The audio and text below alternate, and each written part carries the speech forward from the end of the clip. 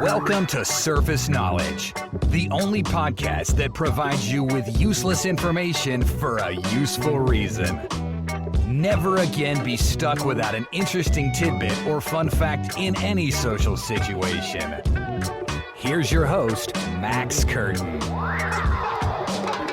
Good day to all and welcome back, my lovely surface dwellers, to another episode of the Surface Knowledge Podcast. Now, I do just want to start this episode with a huge thank you to everyone who has been listening, following, commenting, and engaging with the show so far. It really does warm me little hearts.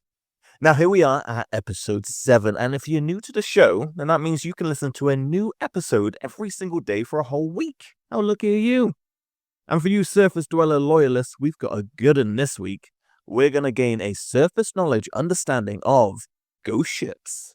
Now, there is a lot of cool content out here when I was researching all of this, about all of these mysterious shadows of the sea. There's some excellent books as well if you're into some spooky reading. So I do advise deep diving into these stories a little bit more, if any catch your ear.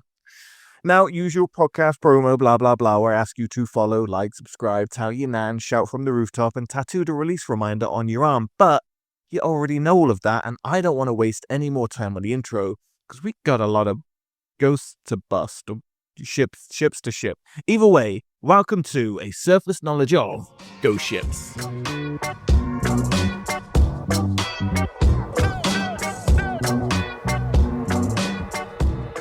Now, let's start with the gold standard of ghost ship stories, the Mary Celeste. If there's one ship that cemented the phrase ghost ship into the public imagination, then I put my money on it being this one. So let's set the scene here. It's December 5th, 1872. There is a British brigantine called the Dei Gratia, and it's sailing across the Atlantic Ocean where it spots another vessel, adrift off the coast of Azores. That ship is the Mary Celeste. It's an American merchant brig that had left New York 8 days before the Dei Gratia with a full crew, a cargo of industrial alcohol, and no reported issues. But now, she's bobbing aimlessly in the open sea. The crew of the Dei Gratia boards the Mary Celeste expecting the worst. Maybe there's been pirates, maybe wreckage, but instead, they find a perfectly seaworthy ship. The sails are a bit tattered, the single lifeboat is gone, but otherwise, everything is in place. The cargo, it's still there. The crew's belongings, still there. A 6-month supply of food and water, still untouched. But the crew? Gone. Every single person vanished. No signs of struggle, no distress signal, no bodies, just a fully intact, completely abandoned ship drifting silently through the Atlantic. It was and still is one of the greatest maritime mysteries in history. Now, for context here, the Mary Celeste had left New York on November 7th, 1872, heading for Genoa, Italy. On board was Captain Benjamin Briggs, his wife Sarah, and their 2-year-old daughter Sophia, and a crew of 7. All were considered competent and experienced. The ship was carrying 1,701 barrels of denatured alcohol, which is basically industrial strength booze. This is not drinkable, it's highly flammable. Now, this should have just been a routine journey, but instead, by the time that the Gratia found her weeks later, everyone had disappeared without a trace. The ship was eventually brought to Gibraltar for salvage proceedings, and official inquiry began. And this is where the theories start. Now, there is obviously a long list of ideas about what happened to the Mary Celeste, ranging from, I'd say, the plausible to the beyond insane. Obviously, the first option people jump to is piracy, which is unlikely because nothing was stolen. Could it have been mutiny? Also unlikely. Captain Briggs was very well respected and there was no signs of violence. Maybe a seaquake or a waterspout. This one's a little bit more possible. Could have made the crew think that the ship was sinking and abandon it prematurely. Another leading theory was alcohol explosion, and I find this one interesting because some of those barrels were found empty, possibly due to fumes leaking, and there's a theory that fumes may have built up, causing a small explosion or pressure blast, but with no fire, which would have been just enough to freak everyone out. So in a panic, the crew abandoned ship temporarily, but they never get back on. And obviously, the other theory, alien abduction, and seeing as this the internet, yes, people believe that. In 2006, a scientist named Dr. Andreas Seller actually tested the alcohol explosion theory. He simulated a similar environment and showed that a pressure blast without fire was possible, enough to terrify a crew into jumping ship even if there was no actual damage. But the real answer, we still don't know. There's no trace of the crew, lifeboat, or any remains were ever found. But what really gave the Mary Celeste its spooky frame wasn't just the incident, it was a little creative storytelling. In 1884, none other than Sir Arthur Conan Doyle, yes, that very guy who keeps popping up in all of my episodes. First we had him in Hoaxes of History, then the North Pole, and now we got him here again. He published a fictionalized account of the mystery and wrote J. Habakkuk Jefferson's statement. This was a short story based on the mystery. He also spelled the vessel's name as Mary Celeste. Now the story added some supernatural flair and he published it anonymously in a magazine, and that led people to believe that it was a true story, and suddenly the Mary Celeste wasn't just a maritime anomaly, it was now a ghost ship. Since then, it's been referenced in novels, documentaries, TV shows, horror movies, and yes, obviously, multiple conspiracy theory forums. Now, the Mary Celeste gave us the template. This is a ship in perfect condition. It's sailing the ocean alone, its human story wiped clean. It is part horror, part mystery, and part metaphor. The kind of tale that stays with you long after the salt water's washed away, and it is far from the only one. Now, not all ghost ships are real vessels with missing crews and salvage reports. Some of them, they exist in that space between sailors' yarns and outright supernatural terror. These are the stories passed from deck to dock, tales of ships that glow in the distance, sail through storms untouched, or vanish before your eyes. Let's start with the big one in this category, the Flying Dutchman. Arguably the most famous ghost ship of all, the Flying Dutchman is the maritime equivalent of Bigfoot. This is a legend with just enough reported sightings to keep it alive, and just enough mystery to keep it creepy. The basic story is that a 17th century Dutch captain, sometimes called Van der Decken, tries to round the Cape of Good Hope during a violent storm when his crew is begging him to turn back. He instead curses the sky, he mocks God, and he swears he'll finish this journey, even if it takes eternity. It's a bit of a bad move in my opinion, because he is doomed to sail the ocean forever, unable to make port, with a glowing phantom crew and a ship that can never land. Sailors from the 1700s to the 20th century have reported sightings, often as a glowing ship appearing in the fog before vanishing into thin air. Even King George V, back when he was still Prince George, reported seeing the Flying Dutchman during a naval voyage in 1881 off the coast of Australia. So it begs the question, what is it really? Science offers a few explanations: optical illusions caused by heat and light over water, known as Fata Morgana mirages, or even misidentified real ships refracted in strange light. But for those superstitious sailors out there, seeing the Dutchman was said to be a sign of doom, a warning of death, storms, or shipwrecks. Now, the Flying Dutchman might be the most famous, but there's a whole fleet of ghostly vessels floating around the folklore, and I'll give you a quick overview on some of the main ones. We have the Lady Lovibond, a shipwrecked schooner said to reappear every 50 years near Kent. Supposedly cursed by a jealous lover, it glows green and is sometimes mistaken for a real vessel until it vanishes into the waves. The Caleuche. In Chalote mythology, the Caleuche is a glowing ship crewed by the souls of drowned sailors. It is said to appear at night around the coast of southern Chile, playing music and disappearing before anyone can approach. Some legends claim it's captained by witches who use it to traffic in sorcery and sea spirits. The Palatine Light, off Block Island, Rhode Island, locals have reported a burning ghost ship appearing on the horizon. It's supposedly the spectre of a shipwrecked vessel from 1738, whose passengers were either abandoned or murdered. To this day, residents claim to see a flickering light at sea. And then we have the Octavius, a ghost story passed around in the late 1800s, tells of a ship found off Greenland, supposedly frozen solid. What's found inside is the entire crew frozen in place, including the captain still sitting at his desk with pen in hand. This one is almost certainly fabricated, but I still thought it was pretty damn cool to include it. So why will these stories just disappear with legend? Well, the reason these ghost ship legends work is because the ocean itself is already terrifying. It's vast, it's unknowable, and it is uncaring. Ships disappearing isn't fantasy, this is historical fact. So when a glowing three-mast schooner appears in the fog, that's not just spooky, it feels possible. And these legends get passed on because they serve a purpose. They are cautionary tales, they're metaphors, they are ways for sailors to explain the unexplainable. But every so often, someone swears they really saw it.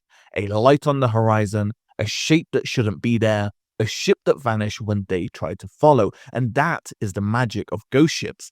They exist in that space between explanation and imagination, and they've been drifting there for centuries. So far, we've had mystery disappearances, we've had glow-in-the-dark legends, but I do think it's time to bring things back to Earth a little. Well, let's bring things back to sea level a little bit, because while ghost ships feel supernatural, a surprising number of them can be explained by that good old cold, hard science. And I can hear you now, you're being like, boo, boring, tell us more ghost stories. But I'm sorry, I've got to offer a balance here. Ships vanish all the time. Sometimes they sink, yes, but often they just disappear. And then days or even months later, they reappear, totally intact, drifting miles from where they should be without a single soul on board. So, how does that happen? There's a couple of explanations that we can put to why this is happening. One would be rogue waves. These are massive, unpredictable walls of water up to 100 feet tall.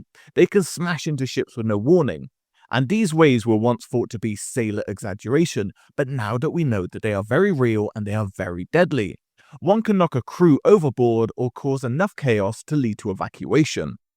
Sudden storms can do the same thing. If a small vessel gets caught in violent weather, the crew might abandon ship thinking it's doomed, only for the ship to survive without them. There's also navigation errors or engine failures can leave a ship stranded, drifting for days or weeks, and the crew might attempt to reach shore by lifeboat and simply vanish without a trace.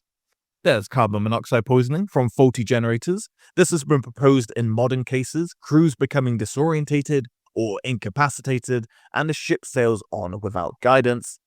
And finally, there's also hypothermia or exposure can strike quickly at sea, especially in the colder regions.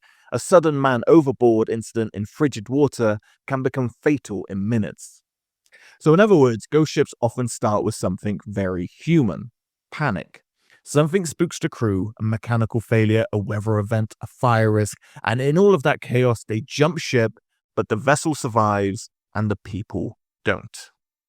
Thanks to ocean currents, an unmanned ship can travel thousands of miles without any assistance. The open ocean is like a conveyor belt almost, and abandoned ships can drift undetected for months. One real example is the MV Lyubov Orlova, a derelict cruise ship left afloat after being cut loose in 2013. It was rumored to be carrying rats that had turned cannibalistic. No confirmed sightings, but it became an instant tabloid ghost story. Another case was the MV Outer, found drifting off the coast of Ireland in 2020. It had been abandoned 2 years earlier near Bermuda, and somehow it circled the Atlantic and showed up again, completely intact and covered in rust. And that's the wild thing about all of this. Even in the age of satellites, radar, and constant maritime tracking, some ships just fall off the map. Right, enough with the sciencey stuff. Let's get back to the actual ghost and spooky stuff that you tuned in for. There is something known as the phantom crew effect. These are the stories where a ship is found intact, there is food laid out, coffee still warm, but there's no crew. Now this phantom crew trope, it's not just for ghost stories, it actually happens. This was the case in 2007 with the Kaz 2, a catamaran found drifting off Australia's Great Barrier Reef, and it's probably the most famous modern example there is.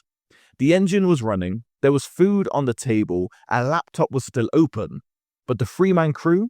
Gone. Never found. Authorities believe maybe a freak accident occurred, maybe one man fell overboard, the others tried to help, and they were all lost in the attempt. Boat, stable and wind-powered, simply just kept drifting. And this itself is a grim reminder that the ocean doesn't need to be supernatural to be terrifying. Sometimes the sea just doesn't give you a second chance. Now, ghost ships aren't always haunted, but they are haunting. They're reminders about how small we are in the face of nature, how easily things can go wrong out there in the deep, and how rarely we get answers when they do. So far, we've covered ships without crews, but what about the ones where the crew is still there, only they're not exactly alive? As disturbing as that might sound, there are real cases of ships being found with actual bodies still on board. And these aren't legends, by the way, they're modern. These are documented ghost ships. And they are that kind of chilling reminder that sometimes the sea doesn't just take people, it also leaves them behind. I want to start with the SS Orang Medan, probably the creepiest and most persistent ghost ship legend of the 20th century. According to reports from 1947, a distress call was received from a Dutch freighter, and it said this: "All officers, including the captain, are dead. Lying in chart room and bridge. Possible whole crew dead." There was static. And then the final message: "I die." When rescuers boarded the ship, they supposedly found the entire crew, including a dog, dead, frozen in expressions of terror. Some were said to be pointing at something unseen. Moments after the boarding party left, the ship exploded and sank. Pretty creepy, right?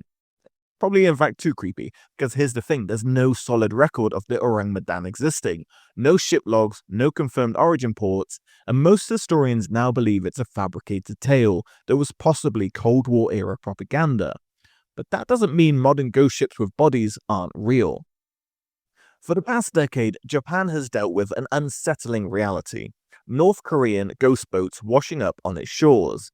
These are small wooden fishing vessels, often in terrible shape, and sometimes horrifyingly, they contain decomposed or skeletal remains. In 2017 alone, over 100 such boats were found. In many cases, no one is alive on board. These quote-unquote ghost ships are often the result of forced fishing expeditions, desperate North Korean fishers sent too far out with little food, fuel, or navigation tech. And why do they end up in Japan? Well, currents in the Sea of Japan are quite strong, and when a boat becomes disabled, it can drift for weeks. Bodies stay on board, sometimes seated, sometimes clutching nets or rudders. It's not maybe supernatural that you were hoping for, but still feels pretty haunted to me. Right, let's take a little break here for another full ghost ship story, and probably one of my favorites as a modern-day Mary Celeste-esque style mystery. In October 1988, a 63-foot steel-hulled yacht named the Patanela left Fremantle, Australia for a month-long sail to Arlo Beach. On board were veteran skipper Ken Jones, his wife Noreen, and their daughter Ronna Lee, and two young crewmen, John Blissett and Michael Calvin. By early November, only 4 remained. Ronna Lee and the boat's owner had disembarked mid-journey. Now, the last confirmed contact came just after midnight on November 8th. Ken radioed from near Botany Bay saying that the boat had run out of fuel, but was under sail and might need help entering Sydney Harbour. Then he asked for directions to a town 300 kilometers in the opposite direction. His final message was full of static and it ended with the line, 300 kilometers south? Is it south? And then silence. The Patanela was never seen again. And what makes this story linger are the strange details about it. There was a lifebuoy marked the Patanela, and it washed ashore 6 months later, but scientific tests showed that it had only been in the water for a few weeks. A message in a bottle from crewman Blissett turned up in 2007, and it was written days before the disappearance. This was playful, it was promoting a fake vacation getaway, and had an odd tone for someone who was supposedly planning a hijack, which was one of the leading theories. The boat had radar, it had lifeboats, satellite navigation, and an emergency beacon that was never activated. No wreckage was found, no distress signal, and no confirmed trace of any of the crew. Officially, by records, the Patanela is presumed lost due to accident or collision, but there's no evidence that supports that theory. Some believe that it was hijacked, others think that it staged a disappearance. And one unsettling twist, which is kind of my favorite, crewman Michael Calvin had just worked on the movie called Dead Calm, which was about a deranged man terrorizing a couple aboard a yacht, which was filmed near the Patanela's intended destination. I give you another story now, which is just equally as weird. I want you to meet the Baychimo. This was a steel hull cargo ship that was abandoned in 1931 off the Alaskan coast after becoming trapped in ice. The crew made it to safety, and they assumed that the ship would soon sink. But, spoiler alert, it didn't. Instead, the Baychimo drifted for nearly 40 years. It was spotted dozens of times by whalers, Inuit villagers, and Arctic researchers. People boarded her, some took supplies, others tried to salvage the ship and failed. It was seen as late as 1969, still drifting, still intact, and then nothing. It disappeared for good. I think there's something especially eerie about these modern cases. It's not just that they happen, it's that they happen now. This is an age of GPS, we got satellite tracking, we have constant communications, but ships still get lost, people still vanish, bodies still wash ashore in these decaying wooden boats. And that's part of the enduring fear. No matter how advanced we get, the ocean still wins sometimes. And ghost stories aren't just stories from the past, they're still happening today, they're still washing up, they are still haunting the coastlines of the world. And by now, you've probably noticed something. Ghost ships aren't just floating mysteries. Whether they're real or imagined, they tap into something quite deep, primal, and almost weirdly universal. Because a ghost ship, it's not just a boat, it's a symbol.